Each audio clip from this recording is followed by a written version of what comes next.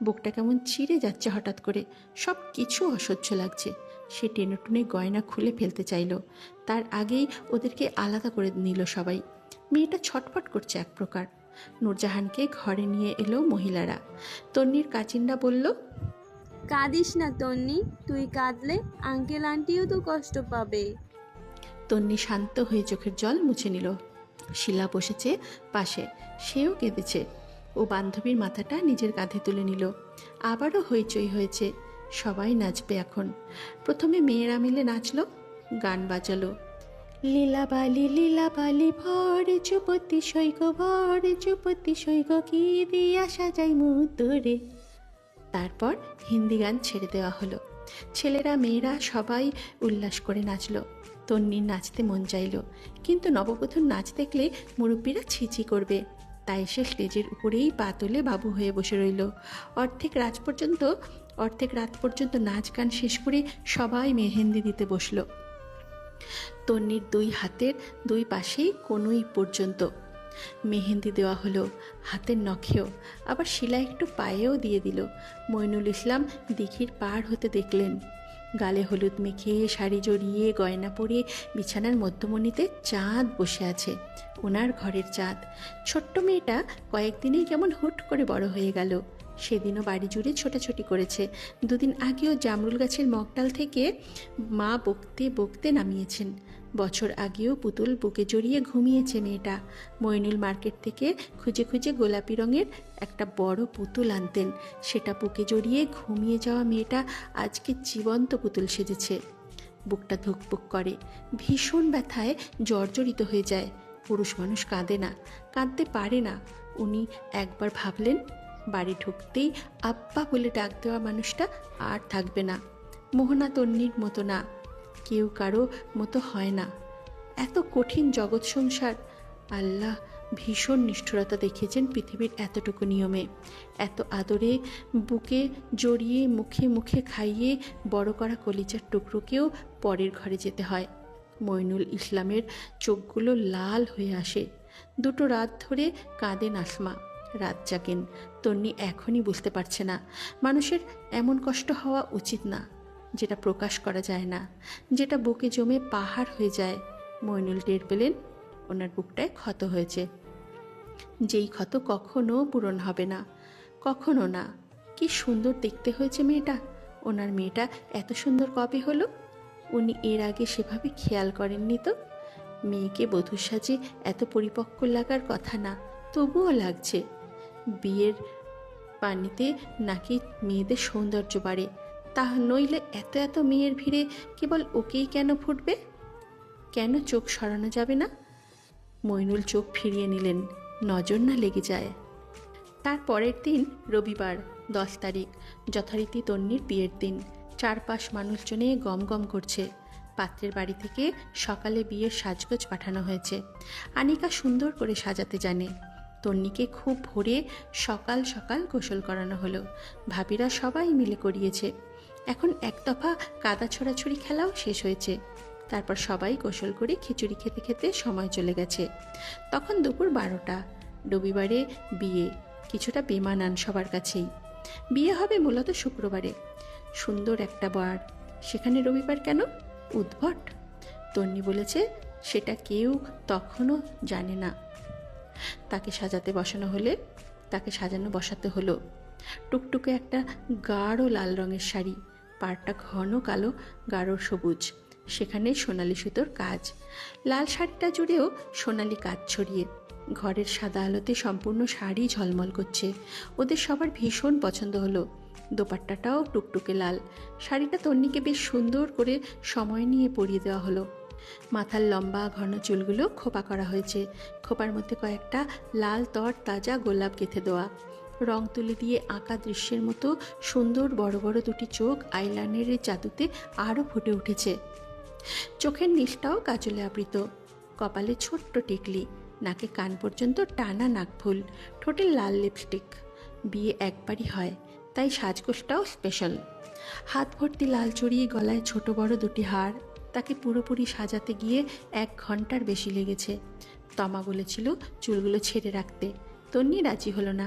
এত বড় চুল, এমনিতেও লোকজন দেখে ওর মাথা ঘুরছে, দরকার নেই। শেষমেশ ঝুমা ওর মাথার অর্ধেকটা পর্যন্ত ঘোমটা টেনে দিল।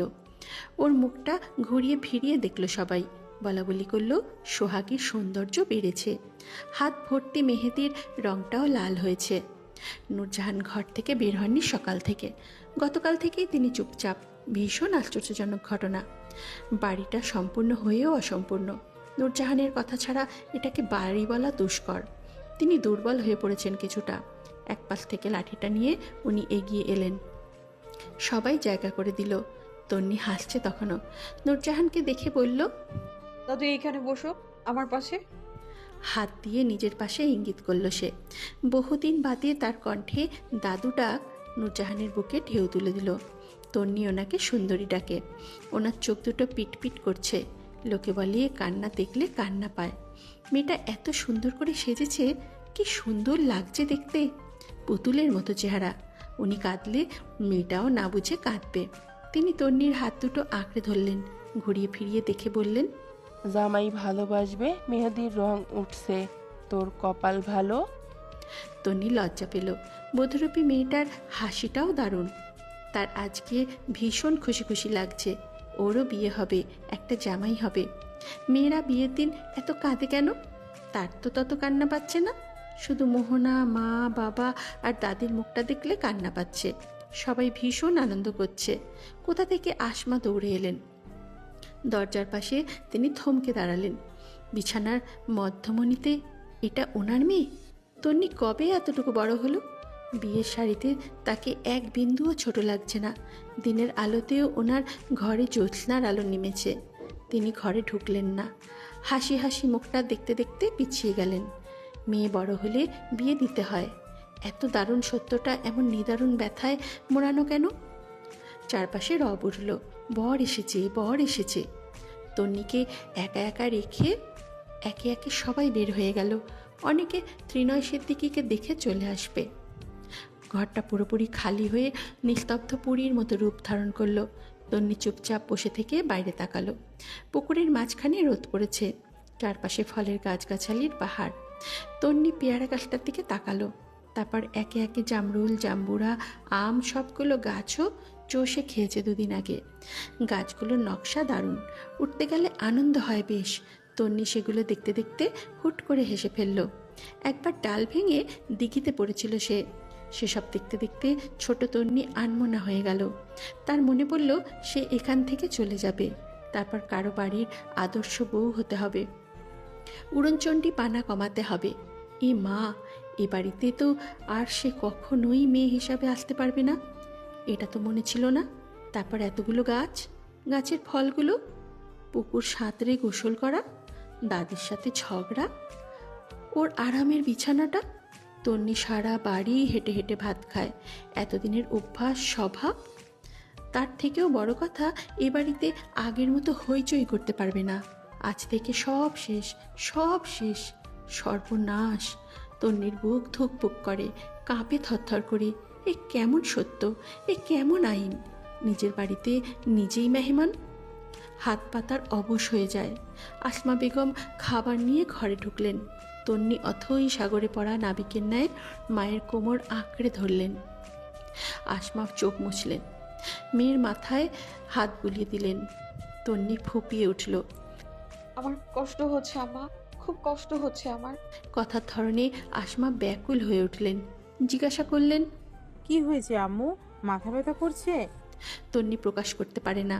সে ছটফট করে, ভীষণ বড় বড় করে শ্বাস ফেলে, নিজের বুকে নিজে হাত দিয়ে মালিশ করে, ধরা গলায় আওড়ায়, আমার অস্থির অস্থির লাগছে আম্মা, ভালো লাগছে না আমার। এবারে কি আর আমার থাকবে না? আমি আর পুকুরে গোসল করব না। আমি আমি গাছে উঠে পেয়ারা আম্মা। আসমা বেগম কুল কিনারা পেলেন না। কি করবেন কি করবেন না বুঝতে পারছেন না। অসহায় হয়ে বাইরে তাকালেন। আরাবকে দেখে ডাক দিলেন। আরাব, বাবা। আরাব ঘরে ঢুকলো প্রশ্ন করতে করতে। কি হয়েছে ফুপি? দেখ তন্নি কেমন করছে। আরাব আরেকটু দ্রুত পায়ে এগিয়ে এলো। ওকে জিজ্ঞাসা করলো, কি হয়েছে, কেমন লাগছে? তন্নি উত্তর দিল, জানি না, সবার কথা ভাবতে ভাবতে কেমন যেন লাগছে। আরাব শ্বাস ফেলল। এক গ্লাস জল এগিয়ে দিল। আস্তে করে মাথায় হাত বুলিয়ে দিতে দিতে বলল, কিছু হয়নি, প্যানিক অ্যাটাক। এসব ভাবিস না আর। দেখ, তোর চোখের কাজল নষ্ট হয়ে যাচ্ছে। কি সুন্দর লাগছে দেখেছিস, পুতুলের মতো। আসমা দূর থেকে দেখেন, কি যত্ন, এত যত্ন আর কারো চোখে এখনও দেখেননি তিনি। কিছুটা অন্যরকম না ছেলেটার দৃষ্টি? শুধু ভাই হিসাবে? উনি হিসাব মেলাতে পারেন না। ধীর পায়ে বের হয়ে যান ঘর ছেড়ে। বরের গেট আটকে দাঁড়িয়েছে তন্নির সমস্ত কাজিন। মেয়েরা সবাই পরেছে লেহেঙ্গা, ছেলেরা কালো পাঞ্জাবি। একজোটে ওদেরকে দেখতে দারুণ লাগে। তাদের গেটে কেবল চাওয়া আপাতত 5,000, বাকিটা হাত ধোয়ানোর সময় আর বউয়ের মুখ দেখার সময়। ত্রিনয়ের ঝামেলা ভালো লাগে না। সে একবার চাইতেই পকেটে হাত পুরল। তাকে পাশ থেকে থামিয়ে দিল ওর মামা। মেয়েরা সবাই ভীষণ বিরক্ত। তুই মামা, তুই কেন বরের সাথে থাকবি? ভাল লাগে না। তিনি জিজ্ঞেস করলেন, টাকা কি নেবে? সবার মধ্যে থেকে আনিকা জবাব দিল, আমি? তাহলে বাকিরা ভিড় কমাও, আমার বাবার মাথা ব্যথা করবে। ওলেলে, তাহলে বাবাকে বাসায় রেখে আসতেন। আপনি কে? তিনি ফুঁসে উঠলেন। তোমরা কেউ চেনো আমাকে? হ্যাঁ। আকসা তৎক্ষণাৎ জবাব দিল, না মামা, আপনার নাম কি? পাশ থেকে কে উত্তর দিল কি জানে, বলল মোহাম্মদ আজম সারোয়ার উদ্দিন ভুইয়া বল্টু। নাম শুনে সবগুলো শব্দ করে হেসে উঠল। যেহেতু মামা, তাই সবাই চুপ মুখ চেপে ধরল। খুব শীঘ্রই একটা বড়সড় ঝামেলা হওয়ার সম্ভাবনা। ত্রিনয় তাই টাকা দিয়ে দিল। মুখে রুমাল নেই বরের। কি আজব বর! মেয়েরা সবাই দৌড়ে এলো। তন্নির পাশে তখন শিলা। সবাই একযোগে বলল, তোর নতুন জামাই সুন্দর আছে তন্নি, হান্ডু হান্ডু। তন্নি লজ্জা পেল। সে ঘরের বাইরের মহিলাদের গুঞ্জন শুনেছে। সবাই বলাবলি করছে, জামাইটা সুন্দর। তারা উকিঝুঁকি মেরে দেখছে। তন্নি আস্তে আস্তে শিলাকে জিজ্ঞাসা করলো, কেমন রঙের পাঞ্জাবি পরেছে? দেখলাম সাদা, ভালো মানিয়েছে। তোর জামাই কালো পরলে মেয়েরা আজকে মরে যেত। একদম নজর দিবি না। তারপর বেশ সময় কাটলো। ছেলেপক্ষকে খাওয়া দাওয়া করানো হলো। গ্রামের বিয়েতে ঝামেলা হবেই, কিন্তু আজকে তেমন শোরগোল হলো না। কাজী এসে তন্নুকে কবুল বলতে বলার পর সে দ্বিধাবোধ ছাড়াই কবুল বলল। স্বাক্ষরটা বাকি তখনও। তন্নিকে স্টেজে নেওয়া হবে, তখন ছবি তোলা হবে দুজনের সাইনের। তাই খানিক সময়ের জন্য অফ। তন্নির মাথায় ঘোমটাটা তখন পুরোপুরি টেনে দেওয়া হলো। বর আসবে ঘরে। মেয়েরা দাঁড়ালো চাদরটা নিয়ে। গুঞ্জন আর হইচই শুরু হলো। তন্নির শরীরে কাঁপুনি সৃষ্টি হলো। আরেক দফা ঝামেলা শেষে মেয়েরা সরে দাঁড়ালো। তন্নি টের পেল ওর সামনে একজন বসেছে। সে চিনতে পেরেছে। পেছন থেকে বোধহয় কেউ ঘোমটাটা টেনে দিল। উন্মুক্ত হলো তার সুন্দরী চেহারাটা। ত্রিনয় তৃপ্তিতে খুশিতে ঢোক গিলল। মনে মনে আওড়ালো, মাশাআল্লাহ। তন্নি তাকালো না। দুজনকে একসাথে বসিয়ে আয়না দেখানোর পালা তখন। আয়না ধরল নূরজাহান। সামনে কাচের বস্তুটা এলে তখন তন্নি তাকালো। তারপর হুট করে পুনরায় চোখে চোখ পড়ল। আজকে কপালে বিরক্তি নেই, ভাঁজও নেই। সে মুগ্ধতায় উপচে গিয়ে তৎক্ষণাৎ আয়না থেকে চোখ সরিয়ে সরাসরি তাকালো ঘাড় বেঁকিয়ে। ত্রিনয়ের দৃষ্টি আয়নাতেই। নূরজাহান ধমক দিলেন, আয়নায় দেখ, সারা জীবন পড়ে আছে। বাকিরা হেসে দিলে তিনি জিজ্ঞাসা করলেন, আয়নায় কাকে দেখো জামাই? সবাই উৎসুক। তন্নি লাজ লজ্জা ভুলে তাকিয়ে আছে। পাশাপাশি বসার ফলে কাঁধে স্পর্শ লাগছে। সে আরেকটু অপেক্ষা করল। ত্রিনয় দম ফেলল। ওর নিজে ওর দিকে ব্যাকুল আগ্রহ নিয়ে তাকিয়ে থাকা চোখ দুটো পরিমাপ করল অদক্ষ চোখে। তারপর বেহায়া নজর নিয়ে গেল রাঙা ঠোঁটে। সমস্ত মুখ মণ্ডল নিপুণ চোখে অবলোকন করে সে শান্ত কণ্ঠে জবাব দিল, আমার বধূ, আমার অর্ধাঙ্গিনীকে। বেশ হাসির রোল পড়ল ঘরে। তন্নি চোখ সরিয়ে নিল। কি অদ্ভুত দৃষ্টি লোকটার! তন্নি ভাবতে পারে না সে বিবাহিত। ত্রিনয়ের বউ। স্টেজে যাওয়ার সময় ত্রিনয় নিজেই ওর হাতটা আঁকড়ে ধরল সবার সামনে। ভারী শাড়ি নিয়ে তন্নি এগিয়ে এলো। আরও কতক্ষণ ছবি তোলা হলো দুজনের। কার্ডে দুজনের নাম সোনালি অক্ষরে লেখা। ত্রিনয় সিদ্দিকী, তন্নি আফরোজা। তখন বিদায়ের সময়। তন্নি হুট করেই কাঁদছে ভীষণ, তাও জোরে জোরে, আশপাশ ভুলে। আসমা আর মইনুল যখন ত্রিনয়ের হাতে হাত রাখলো তার তখন থেকেই একবার বাবাকে জড়িয়ে আরেকবার মাকে জড়িয়ে। তন্নির সাথে আপাতত ওর বোন যাবে, বরের আগে অন্য গাড়িটা ছেড়ে দিয়েছে। মোহনা সেখানে বসেছে। তন্নি কাঁদতে কাঁদতেই গাড়িতে উঠে বসলো। বেশ চিৎকার করে কাঁদছে সে। ত্রিনয় সিদ্দিকী কপালে হাত চেপে রেখেছে। ঘ্যানোর ঘ্যানোর কান্না শব্দে তার মাথা ব্যথা উঠেছে।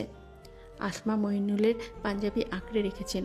দূরের দরজার শিকে মা মাথা ছেড়ে দিয়ে নূরজাহান কাঁদছেন। বুড়ো মানুষ, ঠিকমতো আওয়াজও করতে পারছেন না। শিলা দাঁড়িয়েছে গাড়ির সামনে। গাড়ি ছাড়ার আগেই তন্নি ফের চিৎকার করে উঠল, বলল, জানালাটা খুলে দাও একটু। ত্রিনয় বিরক্তি সমেত এগিয়ে এসে ওর গা ছুঁই ছুঁই হলো। তন্নি ভাবান্তর নেই। জানলাটা খুলে যাওয়ার পর সে মাথা বের করলো। কাজলে চোখটাকে লেপটে একাকার হয়ে আছে। সে শিলার দিকে হাত বাড়িয়ে ঠোঁট ভেঙে কাঁদতে কাঁদতে বলল, যে পেয়ারাগুলোর ভেতরে লাল হয় সেগুলো কাউকে দিবি না, আমি এসে খাবো, ওগুলো আমার পছন্দের। ড্রাইভার বোকা বনে হতভম্ব হয়ে পিছনে তাকালো। গ্রামের মহিলারা যারা আঁচলে মুখ চেপে রেখেছিলেন তারা লুকিয়ে হেসে ফেলল। শিলা দাঁত কিরমির করল। রাখবো, তুই যা। ত্রিনয় মাথা ঘামালো না, সিটে মাথা এলিয়ে দিয়ে বলল, যাতে মাতাল তালে ঠিক। তন্নি চোখ মুছে জিজ্ঞাসা করলো, আমাকে কিছু বলেছো? না, তুমি যদি একটু কান্নাটা থামাও তাহলে আমি একটু শান্তি পেতাম। মাথা ব্যথা করছে। তন্নি ঠোঁট উল্টে বলল, কান্না তো থামছে না। আমি কখনো আম্মা আব্বা আর দাদিকে ছাড়া থাকিনি তো। দাদির সাথে ঝগড়া না করলে আমার দিন কাটে না। আমার না কেমন যেন লাগছে, মনে হচ্ছে সারা জীবনের জন্য চলে যাচ্ছি আমি। সারা জীবনের জন্যই তো। এখন তো আমি নিজের বাড়িরই অতিথি। বুকটা ফেটে যাচ্ছে আমার। আল্লাহ। ত্রিনয় কি করবে বুঝতে পারছিল না। সান্ত্বনা দিতে সে পারে না, কিভাবে দিতে হয় জানে না, অভিজ্ঞতা নেই। তাকে কিছুক্ষণ ঠোঁট কামড়ে রাখতে দেখা গেল, ভাবছে। তারপর শুধু আস্তে করে বলল, কাঁধে মাথা রাখো, ভালো লাগতে পারে। তন্নির খুব ভালো লাগলো কথাটা। সে চুপচাপ মাথা এলিয়ে দিল ত্রিনয়ের কাঁধে। ত্রিনয়ের মেরুদণ্ড সোজা হয়ে আসে। ও মূর্তির মতো বসে থাকে, কথা বলে না। বাড়িতে রব উঠল, বউ এসেছে, বউ এসেছে। তখন রাত বেশ হয়ে গেছে। রোজিনা বেগম যাদেরকে নিয়ে বউ বরণ করলেন, ঘরে তুললেন। ত্রিনয় নিজের ঘরে চলে গেছে। তন্নিকে বোধহয় ত্রিনয় সিদ্দিকির বোনের ঘরে নিয়ে যাওয়া হলো। রাতে কেউ আর এলো না। ত্রিনয় দুই বোনের নাম জুই, জবা। জুই বড় দুইজনের মধ্যে। সে ঘরে এসে বলল, ভাবি, শাড়ি পাল্টে নাও, ফ্রেশ হয়ে এসো, তোমার ঘুম পাচ্ছে। কাঁদলে চোখ মুখ ফুলে যায়। তখন ঘুমটা একটু বেশিই পায়। সে মাথার ঘুমটাটা ফেলে বলল, হ্যাঁ, আমার বোন কোথায়? জুই এগিয়ে এসে মাথার ক্লিপে হাত দিল। খুলে দিতে দিতে বলল, তোমার বোন আমার বোনের সাথে আছে, ওরা দুজন বান্ধবী হয়ে গেছে। তন্নি হেসে দিতে চাইল। তার পূর্বেই দরজার সামনে কেউ দাঁড়ালো, লম্বা শরীর। তন্নি তাকালো। সাদা টি শার্ট, কালো ট্রাউজার পরে ত্রিনয় দাঁড়িয়ে তোয়ালে দিয়ে মাথা মুছছে। তন্নি গুটিয়ে গেল আচম্বিতে। মিনমিন করে বলল, এখানে থাকবে নাকি? জুই চোখ কুচকে জিজ্ঞাসা করল, কে? তারপর সামনে তাকালো, হেসে হেসে উত্তর দিল, আজকে না, এটা আমার ঘর। তন্নি হাঁপ ছাড়ল। জুই জিজ্ঞাসা করল, ভাইয়া কিছু বলবে? তন্নি কিছুটা আড়াল হয়ে আছে যাতে দেখা না যায়। জুইয়ের এদিকে মনোযোগ নেই। সে মন দিয়ে মাথার ক্লিপ খুলছে। ত্রিনয় দেয়ালে হাত রেখে একটু বেঁকে গেল। তন্নিকে দেখা গেল, তন্নিও দেখল। সে তারপর আরেকটু চেপে এলো এদিকে। দাদি ঠিকই বলেছেন, এই ছেলের নজর ভালো না, কিভাবে তাকায়। ত্রিনয় সেভাবে দাঁড়িয়েই বলল, ওর কিছু লাগলে বলিস। তন্নি ভীষণ আস্তে বিড়বিড় করল, আমার আবার কি লাগবে? জুই সেটা শুনতে পেল। তোমার বউয়ের কিছু লাগবে না। তন্নি সোজা হয়ে বসা থেকে হাঁটু গেড়ে উঠে ওর মুখ চেপে ধরল। ত্রিনয় একটু হাসলো বোধহয়, বোঝা গেল না। তারপর চলে গেল। জুই মিটিমিটি হাসছে। ভাইয়াকে ভয় পাচ্ছ নাকি? শোনো, তোমাকে ভাইয়া সম্পর্কে বলি। ভাইয়া ভীষণ ভীষণ রাগী, কথা না শুনলে মাথায় তুলে আছাড় মারতে পারে। আবার মনে করো একটু অবাধ্য হলে ধাক্কা মেরে নিচে ফেলে দিতে পারে। মুখে মুখে তর্ক করলে সোজা তোমাকে বাপের বাড়ি রেখে আসতে পারে। প্রথম কথাগুলো তন্নির মনে তলোয়ারের ন্যায় ঢুকে গেল। সে এসব জীবনেও ভুলবে না। প্রথম প্রথম বাক্যগুলো তো একটু বিশেষ। তার মনের ভেতর ভয় জেঁকে বসলো শক্তপোক্তভাবে। এমন সাংঘাতিক পুরুষের সাথে এক ঘরে থাকা কিভাবে সম্ভব? তাকানোর ধরন, কথা বলার ধরন সবার থেকে আলাদা। তন্নি এমন কাঠখোট্টা লোক জীবনেও দেখেনি। সংসার তো করতে হবে আজকের পর থেকে। তন্নি কি ভয় পাচ্ছে? তন্নি সাহসী মেয়ে, ও ভয় পায় না। এখন একটু ভয় লাগছে। এক ঘরে থাকার বিষয়টা বেশ বিপজ্জনক, অন্তত ওর কাছে। পরের দিন সকালে ঘুম থেকে ওঠার পর তন্নিকে ড্রয়িং রুমে নিয়ে যাওয়া হলো। আজ ওদের বৌভাত। তাদের বাড়ি থেকে সবাই আসবে। রাতে তেমন কেউ আসেনি। বিয়ে মানেই তো বউ দেখা, তাই মহল্লার মহিলারা দলে দলে বউ দেখতে আসছে। তন্নির পরনে একটা জামদানির সাদামাটা শাড়ি। কিছুক্ষণ পর ওকে সাজানো হবে। মেয়েটার শরীরের রংটা আরেকটু উজ্জ্বল হয়েছে। একজন দেখে বলল, সুন্দরী বউ। রোজিনা, এটাকে কোথায় পেলে? তন্নি নিজেও সবার মুখ দেখছে। বাকিরা বউয়ের কাণ্ডে অবাক হচ্ছে বটে। নতুন বউ এমনভাবে ড্যাব ড্যাব করে তাকিয়ে কেন? কেউ অবশ্য মুখে কিছু বলল না। শেষমেশ একজন ভদ্রমহিলা এলেন। পোশাক আর সাজগোজে সম্ভ্রান্ত চেহারা, বেশ শৌখিন এবং বড় ঘরের মহিলা। শরীরের গয়নাগুলো তার সচক্ষ প্রমাণ। উনি থুতনি চেপে মুখটা ঘুরিয়ে ফিরিয়ে দেখলেন, এপাশ ওপাশ পরখ করলেন, তারপর চোখ দুটো কুঁচকে বললেন, সব ঠিক আছে, সুন্দরও তো মাশাল্লাহ, শুধু নাকটা একটু বোঁচা। তন্নিও ওনাকে দেখছে। নতুন বউ সে। কন্ট্রোল কন্ট্রোল, কিচ্ছু বলা যাবে না, কিচ্ছু না। দাদি বারবার সতর্ক করে দিয়েছেন, কিন্তু ভদ্রমহিলা থেমে থাকলেন না। মনে হচ্ছে ওনার প্রধান কাজ সৃষ্টিকর্তার এই সৃষ্টির খুঁত বের করা।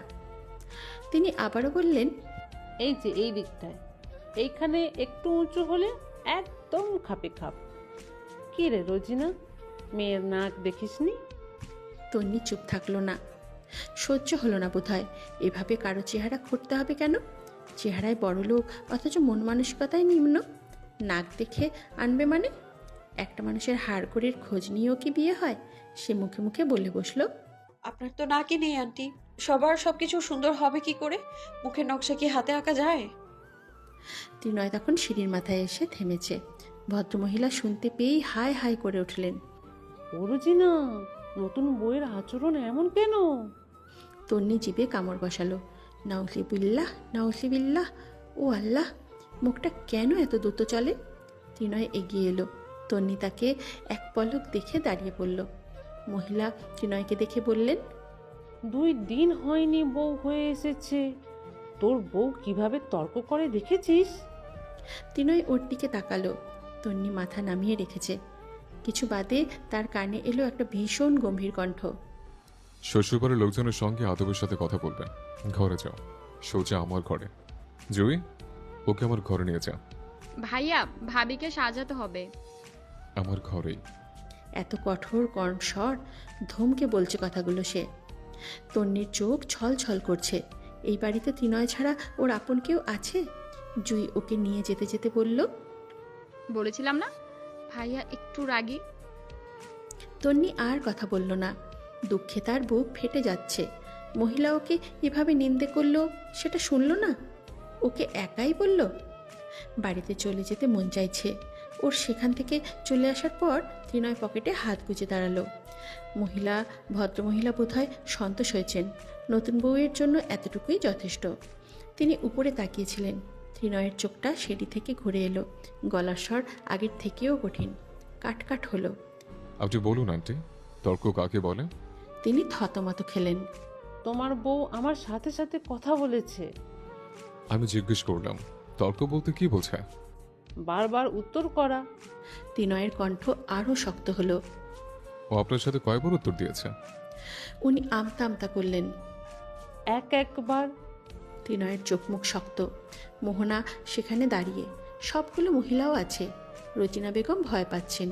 ছেলে বলতে কি যে বলে বসে। ত্রিনয় গম্ভীর গলায় বলল, একবার বললে সেটাকে তর্ক বলে না, ভুল ধরিয়ে দেওয়া বলে। আপনার সৌন্দর্য নিয়ে কথা বলার কে? ও আপনার খায়? আপনারটা পড়ে? আপনার বাড়ির বউ? বউ আমার, বিয়ে করেছে আমি। আপনাদের জন্য নতুন বউদের মুখ ফোটে। আমি সবাইকে সাবধান করছি, কেউ কোনো রকম নেগেটিভ মন্তব্য করার আগে এখান থেকে বেরিয়ে যাবেন। এসছেন, বসবেন, কথা বলবেন, ব্যাস চলে যাবেন। আমার বউ, আমার মায়ের পুত্রবধূকে নিয়ে নাক গলাবেন না। একজন মিনমিন করলেন। বউকে দেখানো শাসন করেছে। ত্রিনয় জবাব দিল, হ্যাঁ অবশ্যই, যতটুকু বলেছি সেটাই যথেষ্ট। ও আপনাদের সাথে আর কোনোদিন কথাই বলবে না। আপনারা কে চাইছেন আমার স্ত্রী আমাকে ভয় পাক? জাস্ট ইরিটেটিং, অসহ্য। এবং লাস্ট ওয়ার্নিং, ওকে নিয়ে কেউ কিছু, রিপিট, বিন্দু তুল্য মন্তব্য করবেন না। আপনাদের বাড়িতে গিয়ে আমার স্ত্রী বসে থাকবে না। চোখের পাশের শিরাগুলো ভাসমান হয়েছে। তারপর সে গট গট পায়ে চলে গেল। ভদ্রমহিলা বললেন, কি অভদ্র তোমার ছেলে। রোজিনার মুখ কালো হয়ে গেল। জুঁই এসেছে তখন। সে বলল, ভদ্র অভদ্র বলেই অভদ্র ভাষায় বুঝিয়েছি, ভদ্র হলে বাড়ি থেকে বের হয়ে যাওয়ার কথা বলতো সোজাসুজি। তারা সবাই চুপসে আছে। লজ্জা শরম থাকলে আর কোনো দিন কিছু বলবে না। বাপ রে, কি সাংঘাতিক ছেলে! বড়দেরকে আদর দিতে জানে না, একদিনেই বউ চিনে ফেলেছে। আজকালকালের ছেলে অসভ্য অসভ্য। বিড়বিড় করতে করতে ওনারা চলে গেলেন। তন্নির বাড়ি থেকে চলে এসেছে সবাই। নূরজাহান এসেছেন আগে আগে। তিনি এসেই ত্রিনয়ের ঘরে ঢুকেছেন। তন্নিকে আজ কালো জামদানি পরানো হয়েছে, হালকা ঘিয়ে রঙার শাড়ির পাড়। জুঁই সাজিয়েছে ওকে, ঠোঁটে শুকনো হালকা খয়েরি লিপস্টিক। তন্নির মন ভালো নেই সকাল থেকেই। কালবৈশাখী ঝড়ের ন্যায় আধার সেখানে, মুখটাও কেমন পানসে ফ্যাকাশে। ত্রিনয়ের ধমক এখনও সে ভুলতে পারছে না। নতুন বউকে এইভাবে বলা যায়, এতটা রুডলি? তবুও তন্নির কাউকে দেখায় না। তার মুখে ক্ষীণ হাসি ফুটল নূরজাহানকে দেখে। মোহনাও এসে বসেছে পাশে। নূরজাহান এসেই সবটা শুনেছেন। সকাল সকাল নববধূকে নিয়ে ঝগড়া হয়ে গেছে এক দফা। তিনি নাতনির চোখ মুখ দেখে বুঝে নিলেন। জিজ্ঞাসা করলেন, জামাই তোকে কিছু বলেছে? তন্নিও মুখ খুলতে পারল না। মোহনা খাটের উপর উঠে এলো, ভীষণ ছটফটে গলায় বলল, আপাকে বকেছে সেটা বাদ দাও দাদু। আপা যখন সেখানে একা, সেখান থেকে এলো, বাপরে ভাইয়া জানো কি রাগ। ভাইয়াকে দেখে আমি ভয় পেয়ে গিয়েছিলাম। এই যে এখানটায়। কপালের বা পাশটা দেখালো সে। এখানে রক ফুলে গিয়েছিল। এত রাগী আপা জীবনেও ঝগড়া করো না। নূরজাহান মিটিমিটি হাসলেন। বউকে মুঠোয় রাখার কৌশলও জানা আছে বলেছে, কিন্তু বউয়ের অগোচরে। তন্নি কথা বলল না। সে বুঝল না তার অভিমান হয়েছে, ভীষণ গাঢ় অভিমান। প্রথম দিনেই বউকে এভাবে শক্ত কথা বলা তার উচিত হয়নি। অভিমান না ভাঙলে সে কথা বলবে না। তারপর রাগে সারা দিন ত্রিনয় ঘরের ভেতর এলো না। তখন বিকেল, সবার চলে যাওয়ার সময় হয়েছে। ত্রিনয়ের ঘরে বাকিরা সবাই বসে আছে। ঘরটা বেশ বড়সড়। একটা ব্যালকনি, বিছানা থেকে কিছুটা দূরে জানালা, জানলার পাশে ছোট সোফা, অপরদিকে আলনা, ড্রেসিং টেবিল, ওয়ার্ড্রোব। বিছানার মাঝখানে তন্নি বসে আছে। সে সবার সাথে কথা বলছে হেসে হেসে। জবা ওকে একটা আপেল দিয়েছে, সেটা খাচ্ছে এখন। দরজার পাশে তখন ত্রিনয়কে দেখা গেল। ওকে দেখে একে একে সবাই বের হয়ে যেতে লাগলো। তন্নি বোকার মতো এদিক ওদিক তাকিয়ে ত্রিনয়কে দেখে জায়গায় জমে গেল। মুখের ভেতরের আপেল চিবানো ভুলে গেল। অসহায় চোখে সবাইকে দেখল। দাদি কোথায়? এরা ওকে কোথায় ছেড়ে যাচ্ছে বাবা? তন্নির কান্না কান্না পায়, ভয় লাগে। ঘরটা তখনও খালি হয়ে গেছে। ত্রিনয় ঢুকলো, দেখলো পাথরের ভাস্কর্যের মতো একটা পুতুল বসে আছে খাটে, সাদা শরীরে কালো আস্তরণ। তন্নির শরীর কাঁপছে। সে আর চোখে ত্রিনয়কে দেখছে। ত্রিনয় ঘরে ঢুকে পরনের কালো শেরওয়ানিটা একটানে খুলে ফেলল। তন্নি হাঁসফাঁস করে অন্যদিকে ফিরে গেল। ত্রিনয় কাবার্ড খুলে টি শার্ট বের করলো। তন্নি তখনও আড়ে আড়ে দেখছে, লোভনীয় জিনিসের মতো।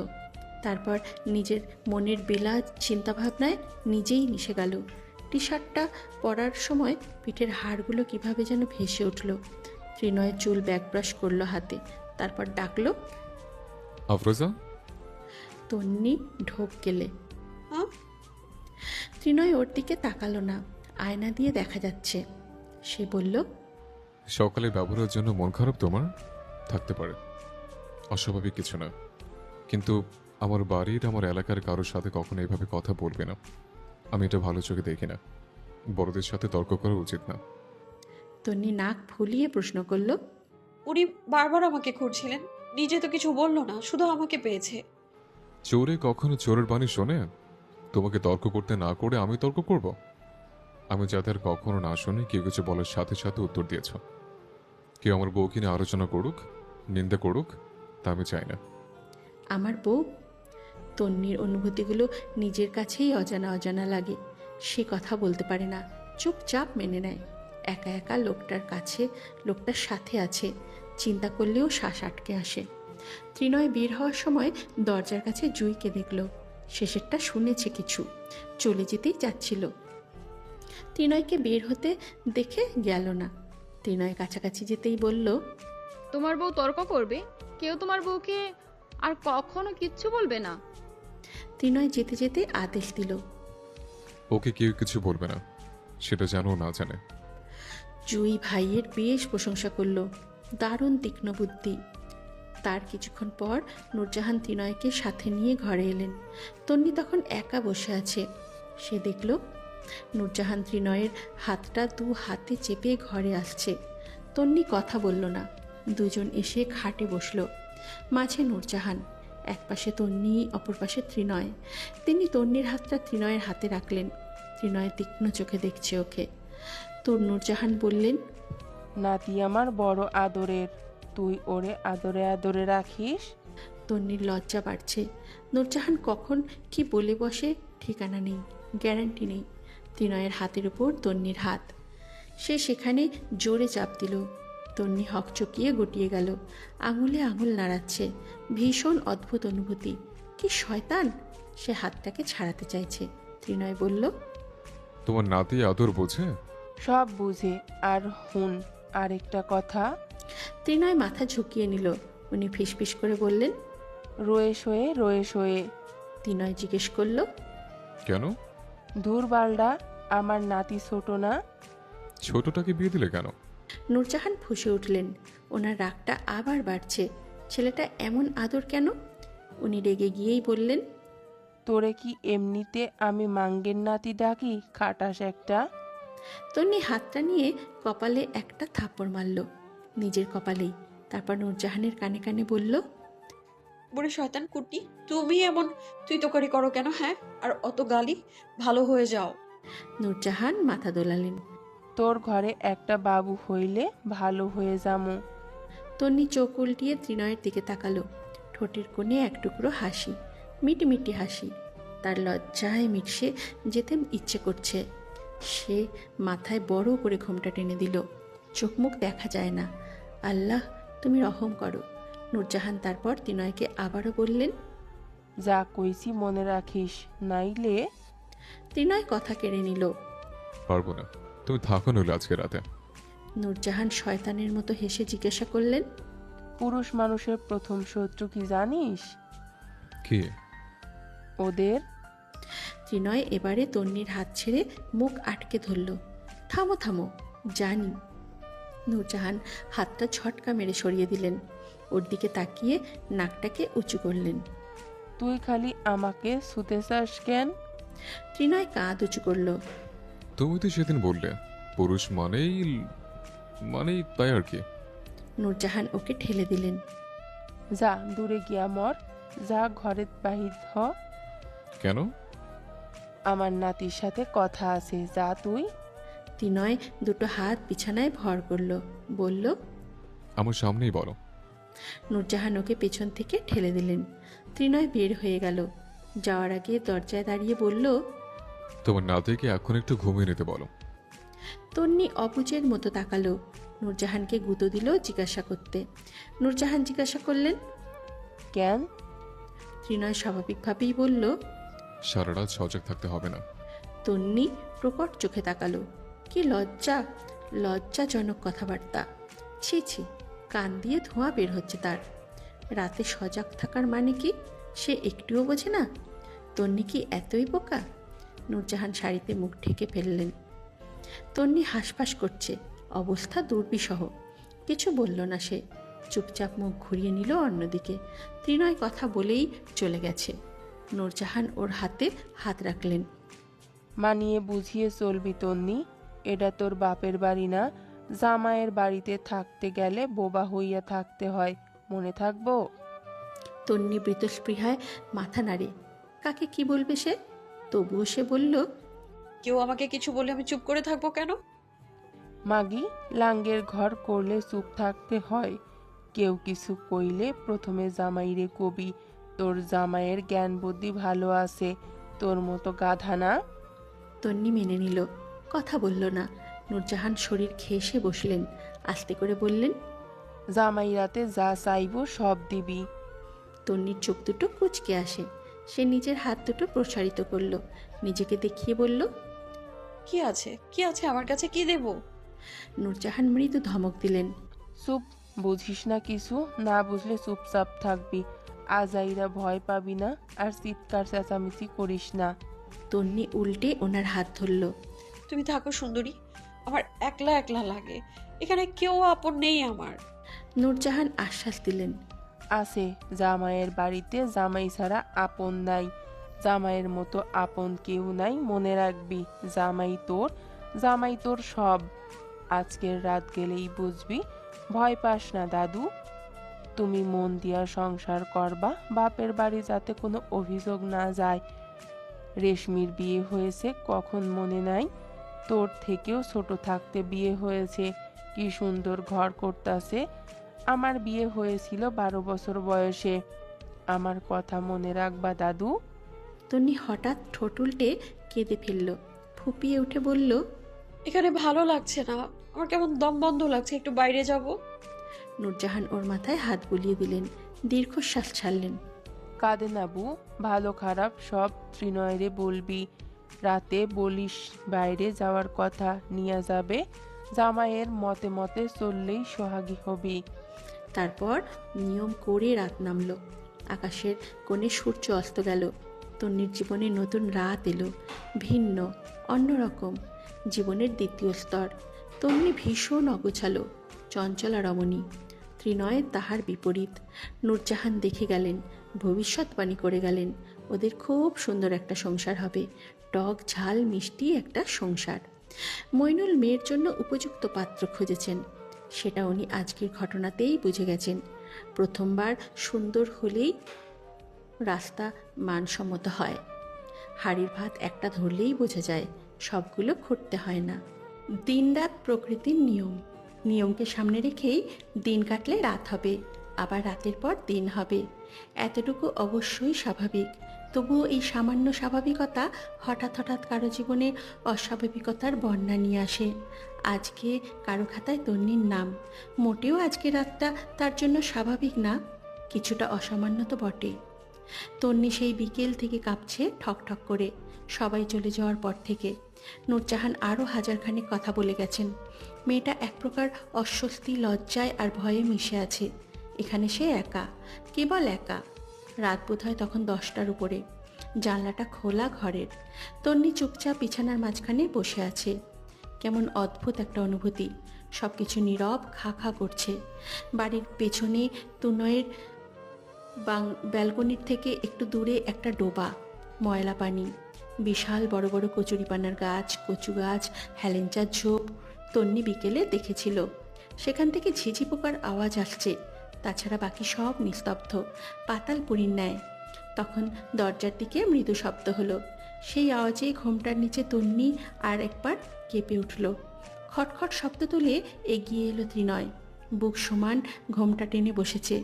মেয়েটার গরম লাগে না? ত্রিনয় বিছানার কাছে দাঁড়িয়ে হাত ঘড়ি খুলতে খুলতে স্বাভাবিকভাবেই জিজ্ঞাসা করল, গরম লাগছে না? তন্নি মাথা দোলালো, অর্থাৎ গরম লাগছে। ত্রিনয় আবারও বলল, তাহলে ঘুমতে দিয়েছো কেন তো এত বড় করে? তন্নি পড়েছে মহা মুশকিলে। সে জবাব দিল না অনেকক্ষণ।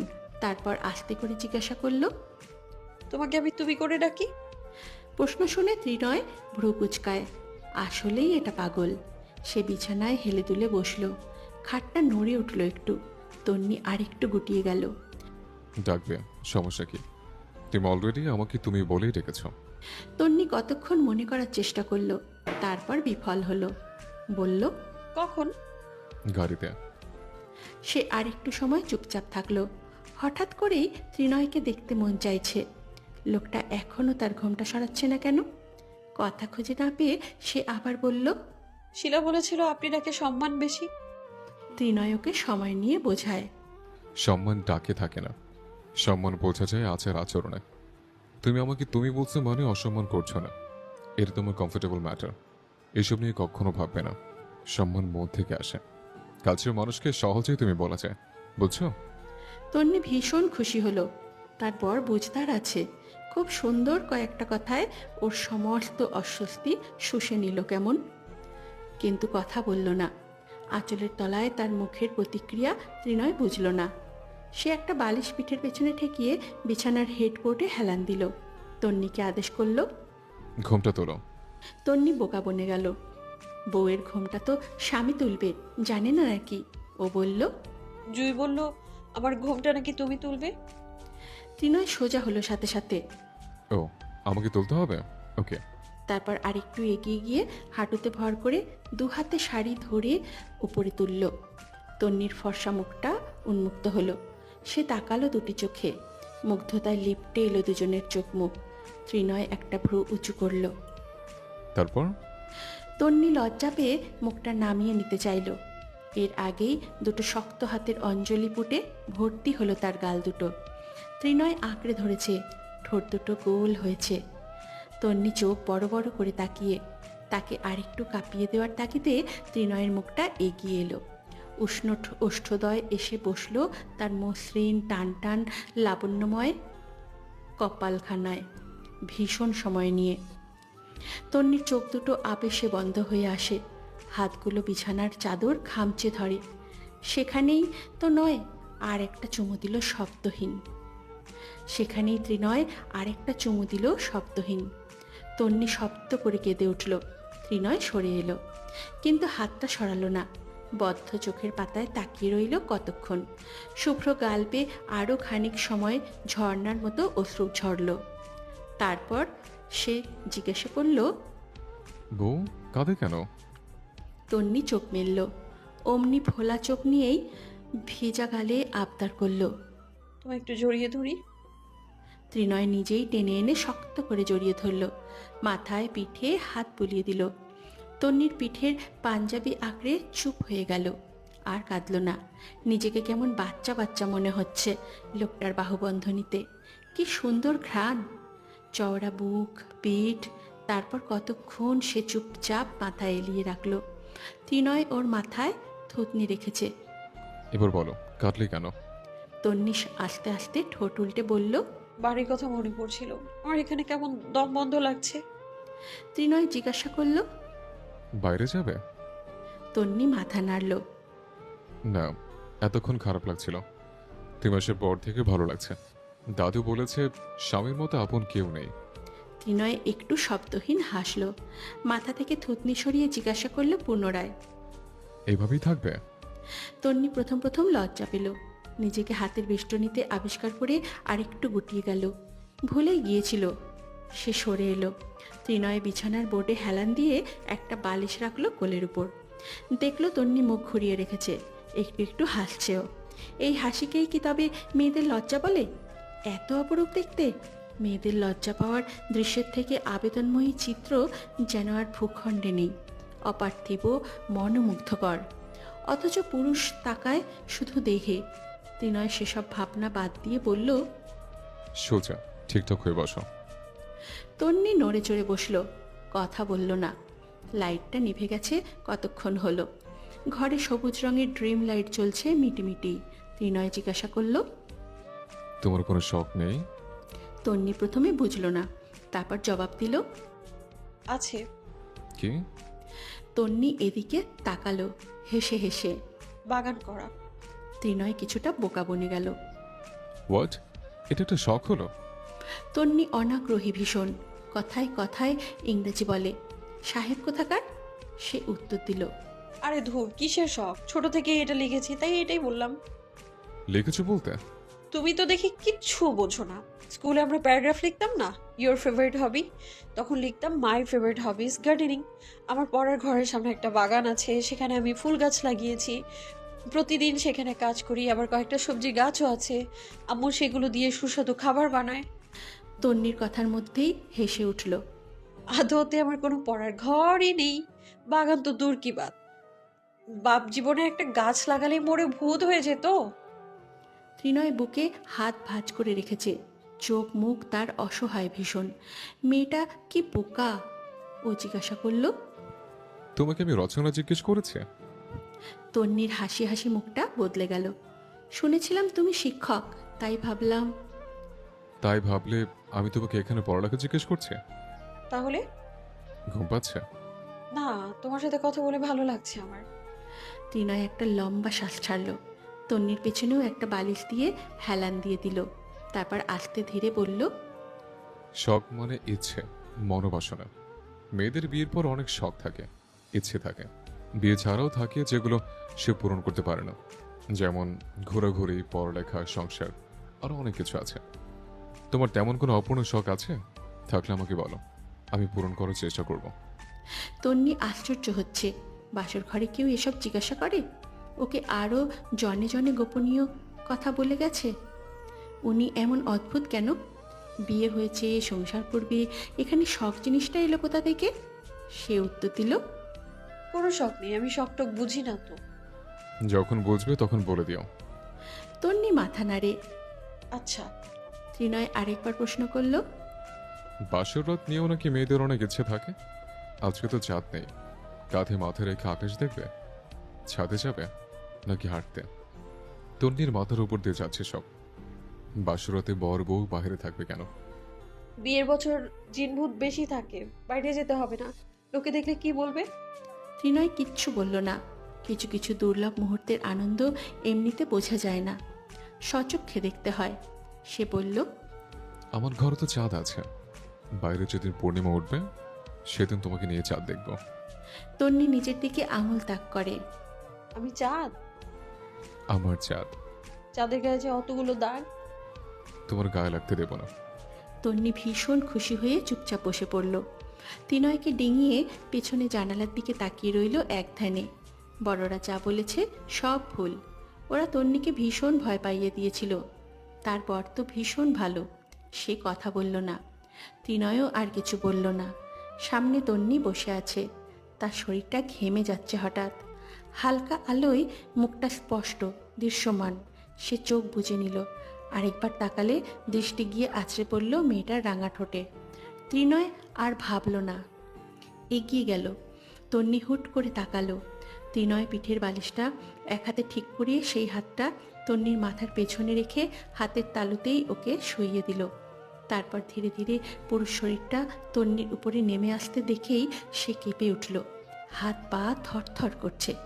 অজানা লাপটাপ বুকের আনাচে কানাচে। 2 মিনিট লোকটার উষ্ণ নিঃশ্বাস ওর মুখের উপর আছড়ে পড়ল। তন্নি মুখটার দিকে তাকিয়ে একটু স্বাভাবিক হলো। তবে ওর স্বাভাবিকতাটা টিকল না বেশিক্ষণ। ত্রিনয় আরেকটু ঝুঁকে এসে গালে হাত রেখে বুলিয়ে দিল এবং সাথে সাথে নিজের ঠোঁটও ওর ঠোঁটে চেপে ধরল। প্রথমবারের মতো এত ঘনিষ্ঠ ছোঁয়ায় আর ঠোঁটের স্পর্শে তন্নি নিজের শাড়ি 2 হাতের খামচে ধরল। চোখগুলো ঠাটিয়ে বন্ধ করে দিল। দম আটকে রাখলো। আর কিছুক্ষণ এভাবে চললে ওর নিঃশ্বাস আটকে মরে যাবে। ত্রিনয় ঠোঁটটা ঠোঁট থেকে সরিয়ে গলার খাঁজে গেঁথে দিল। মাথার পেছনের হাতটা পিঠের নিচে দিয়ে অপর হাতটা কোমরে রাখল। তন্নির শরীর তখনও থরথর করছে। ঠোঁট মুক্তি পাওয়াতে সে শ্বাস ছাড়ল। ত্রিনয় বুঝতে পেরে হাসল। এভাবে কাঁপে না, ভয় পেও না, করবো না কিছু। তন্নি জিজ্ঞাসা করল, তুমি এভাবে শ্বাস ফেলছো কেন? এমনি, তুমি একটু তাড়াতাড়ি বড় হয়ে যাও। কথা বলার সময় দাড়ির সংস্পর্শে ওর দম আটকানো অনুভূতি হলো। ত্রিনয় বোধহয় ঘুমিয়েছে। তন্নি দিশেহারা হয়ে নিজের হাতটাতেই দাঁত বসিয়ে দিল। ভালোও লাগছে, আবার ছুটে যেতেও মন চাইছে। ভীষণ জ্বালাতো। ফজরের আজান পড়েছে চারিদিকে। তন্নির ঘুম ছুটে গেছে। দাদি বলেছে সকাল সকাল গোসল করবি, কিন্তু সে গোসল করবে কেন? গোসলের মতো তো কিছু হয়নি। তন্নি আধো আধো চোখ খুলল। ত্রিনয়ের হাত দুটো ওকে জড়িয়ে রেখেছে, একটা পা ওর শরীরের উপর। তন্নি মনে করতে পারে না রাতে ঘুমানোর সময় ত্রিনয় ওর বুকের উপর ছিল।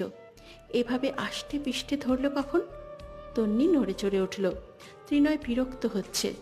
তন্নি কানের কাছে মুখ নিয়ে বলল, ছাড়ো। এই ত্রিনয় সেভাবেই চোখ কুঁচকে ওর দিকে তাকালো। ঘুম ঘুম স্বরে জিজ্ঞাসা করল, এত সকালে কোথায় যাবে? তন্নি চমকে উঠল। মারাত্মক কণ্ঠস্বর। সে কথা খুঁজে পেল না। কিভাবে জিজ্ঞাসা করবে? আচ্ছা থাক, নিজের বরকে জিজ্ঞাসা করলে তো ক্ষতি নেই। সে মিনমিন করে বলল, দাদু বলেছিল সকাল সকাল উঠে গোসল করবি, এখন যাই। ত্রিনয়ের কপালে ভাঁজ অনেকগুলো। তন্নি লক্ষ্য করল প্রথম দিনের মতন হাজারটা বিরক্তি নিজের রূপে ফিরে আসছে।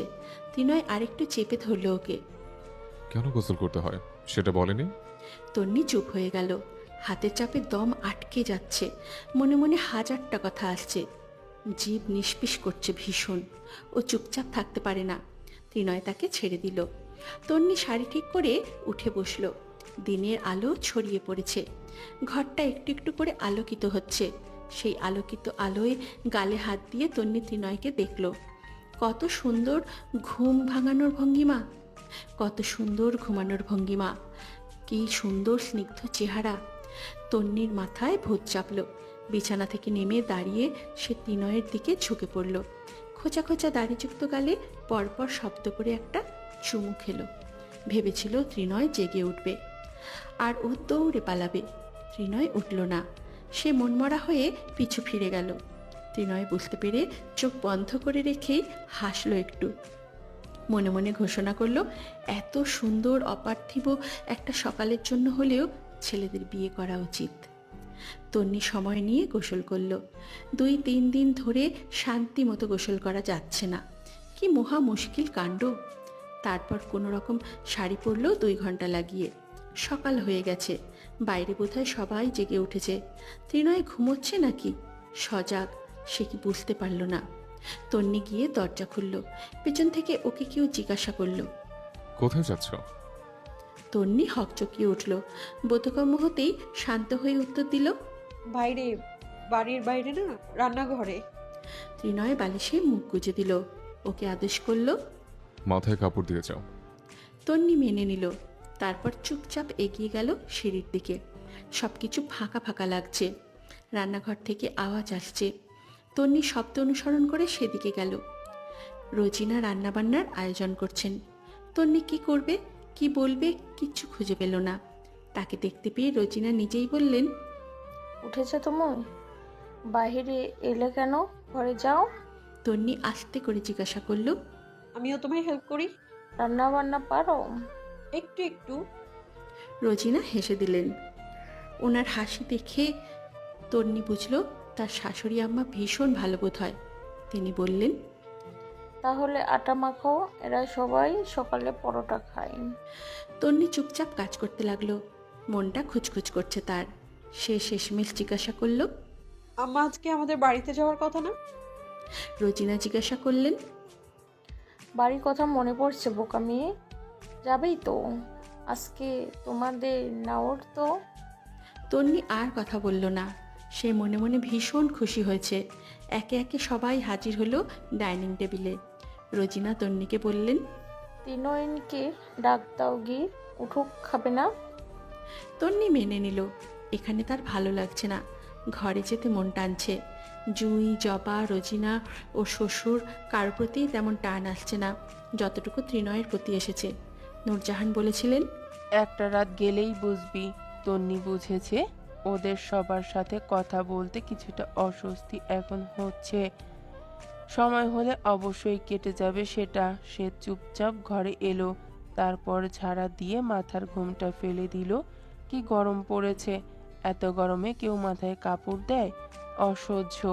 পরপর সে বিছানায় তাকালো। ত্রিনয় তখনও ঘুমোচ্ছে। তন্নি আশ্চর্য হলো, এত বেলা পর্যন্ত ঘুমায়? উনি না শিক্ষক, সময়ানুবর্তিতা নেই। তন্নি এগিয়ে গেল। কি বলে ডাক দেবে সে ইতস্তত করলো, শুনছো? এই। ত্রিনয় বালিশ থেকে মুখ তুলল। সমস্যা কি তোমার? ঘুমোতে দিচ্ছ না? সকাল হয়ে গেছে। ত্রিনয় কপালের ভাঁজ সমেত উঠে বসল।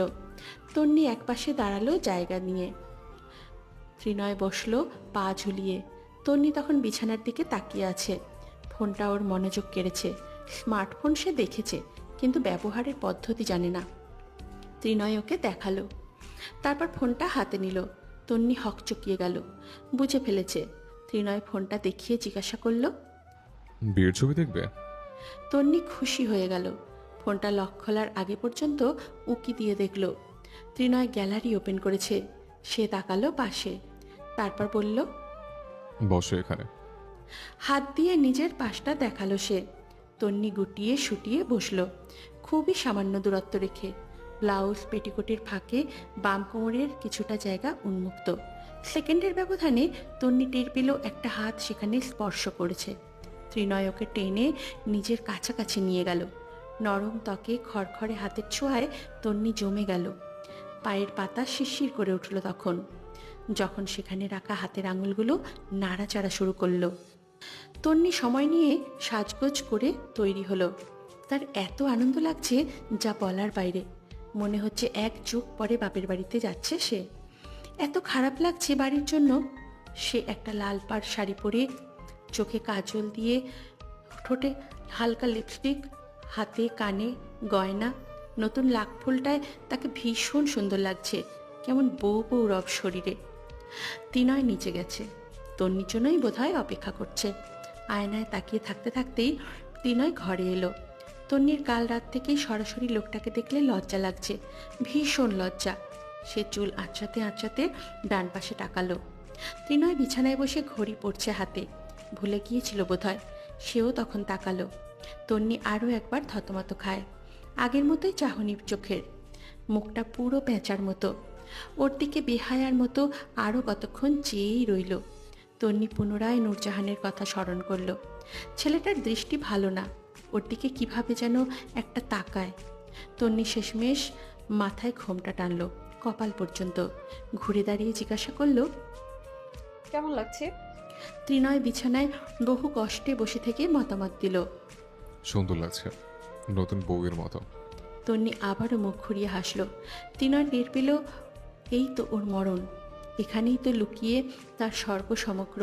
দুজনে বের হওয়ার পর গাড়িতে বসলে নূরজাহান কল দিলেন। ত্রিনয় ওকে দিয়ে দিল ফোনটা। নূরজাহান জিজ্ঞাসা করলেন, তোরা আসবি কখন? তরি উত্তর দিল, আমরা গাড়িতে আছি, বেশিক্ষণ লাগবে না। ওরা এলো ঠিক 20 মিনিট পরে। বাড়িতে হইচই শুরু হলো। আসমা, মইনুল, ত্রিনয়কে ঘরে তুললেন। তন্নি গিয়ে একে একে সবাইকে জড়িয়ে ধরল। আর ভীষণ আনন্দ হচ্ছে। সে কতক্ষণ ঘুরে ঘুরে বাড়িটা দেখল, দেয়ালগুলো ছুঁয়ে দিল। ওরা তন্নির ভীষণ আপন। ছোট থেকে এই ইট পাথরের বাড়িটা তার অতীব পছন্দের ছিল। কত শত সহস্র এই স্মৃতি জড়িয়ে। একদিনেই কি সব ভোলা যায়? যায় না। হাঁটতে হাঁটতে তন্নি টের পেল বাড়ির মাটির টুকুর সংস্পর্শ পর্যন্ত আলাদা। এমন মাটি কোথাও নেই, এমন মাটির অপূর্ব মিশেল গন্ধ পৃথিবীর কোথাও নেই। বিয়ের পর মেয়েরা কেবল প্রিয় মানুষ ছেড়ে যাওয়ার দুঃখে কাঁদে না, তাদের হাজারটা দুঃখের একটা হলো পরিচিত জায়গা ছেড়ে যাওয়া। একটা কমফোর্ট জোন হারিয়ে ফেলার ভয়েও তারা কাঁদে। পাখির মতো উঠতে পারার সুখ হারিয়ে ফেলার ভয়ে তারা কাঁদে। চিরায়ত অভ্যাসগুলো ছেড়ে যাওয়ার ভয়ে তারা কাঁদে। বউয়ের বাড়ির সবাই খোঁজ পেয়ে বরকে দেখতে এলো। শুনেছে তন্নির জামাই খুব সুন্দর। ত্রিনয় বসেছে ঘরের মাঝখানে, তন্নি কিছুটা দূরে বসে বসে আঙুর খাচ্ছে আয়েশ করে। শত জনমের ক্ষুধার্ত লোকের মতো আসার পর থেকে খেয়েই যাচ্ছে মেয়েটা। তন্নি খাওয়া দাওয়া পছন্দ করে। ত্রিনয় বিরক্ত নিয়ে ফোন হাতে তুলল। এর আগেই কোথা থেকে কতগুলো মহিলা দল বেঁধে এলো তার কাছে। ত্রিনয় ফোনটা রেখে দিল। মহিলারা সবগুলোই বেশ বয়স্ক, দাদির বয়সী বোধ হয়। একজন ত্রিনয়ের পাশ ঘেঁষে বসলেন। তার অস্বস্তি হচ্ছে। মহিলা জিজ্ঞাসা করলেন, তোমার নাম কি? ত্রিনয়ের গলা রসকসহীন। ত্রিনয় সিদ্দিকে। কঠিন নাম। আরেকজন জিজ্ঞাসা করলেন, তোমার আম্মা আব্বা কি করে? আব্বুর ব্যবসা আছে, আম্মু করেন না কিছু, বাড়িতেই থাকেন। ত্রিনয় বড্ড উসখুস করছে। এখান থেকে পালানোর উপায় কি? তন্নি কি বোকা? এদিকে আসছে না কেন? বউ ছাড়া এই মুহূর্তে সে নিজেকে খুব অসহায় হিসাবে ঘোষণা করলো। উনি আবারও বললেন, তোমরা ভাই বোন কয়টা? ত্রিনয় জোর করেও হাসতে পারছে না। তার বাড়িতে তার ভাই বোন বাবা মা তার সাথে এত কথা বলে না। সে বলল, জি, আমি আর একা 2 বোন। কিসে পড়ে, কতটুকু বয়স জিজ্ঞেস করলে ত্রিনয় এখান থেকে উঠে যাবে।